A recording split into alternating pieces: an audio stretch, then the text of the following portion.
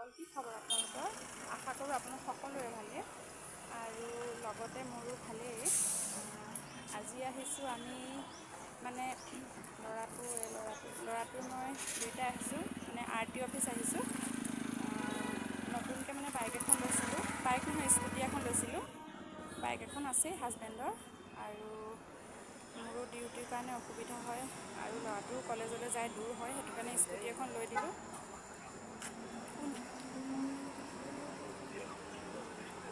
মানে এমাহ হৈছে আৰু ইটো মাহৰ 16 তাৰিখে লৈছিলোঁ, এইটো মাহৰ এতিয়া আজি 13 তাৰিখ, এমাহ হোৱা নাই আৰু 3 দিন বাকী আছে। গাড়ীখন আমি মানে ৰেজিষ্টাৰ ন? ৰেজিষ্টাৰ কৰিবলৈ আহিছোঁ। গাড়ীৰ নাম্বাৰ প্লেটো অহাই নাই।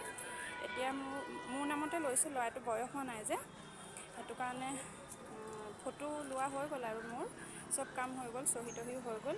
মানে জেগাটো মই ফাৰ্ষ্ট টাইম আহিছোঁ, অহাটো নহয়, গাড়ী লৈছোঁ কাৰণেহে আহিছোঁ, এনেইনো কিয় আহিম ন? গতিকে আপোনালোককো ভাবিছোঁ দেখাওঁ হায়দৰাবাদৰ কেনেকুৱা, মানে ভিতৰতো গ'ল মই দেখাবলৈ সময় নহ'লে, ইমানেই ভিৰ মানে ভিতৰত সোমাবই নোৱাৰি। ছেকেণ্ড ফ্ল'ৰত হৈ গ'ল, মোৰ কাম হৈ গ'ল অলৰেডি।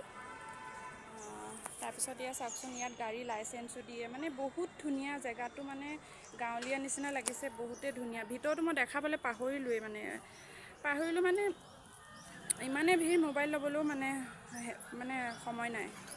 চাওক ইমানেই ধুনীয়া লাগে জেগাটো, ইমানেই ভাল লাগিছে। মোৰ কাম হৈ গ'ল, মানে মানুহটোক নাম্বাৰ প্লেট 11 তাৰিখে আহিব। এতিয়া মানে 600 এটা দিব লাগে আৰু নাম্বাৰ প্লেটৰ কাৰণে। 11 দিনৰ পাছত আহিব নাম্বাৰ প্লেট। হৈ গ'ল, ৰেজিষ্টাৰো হৈ গ'ল। তাকে আপোনালোকক সকলোকে দেখালোঁ, কেনেকুৱা লাগিছে জনাবচোন দেই। Bye bye.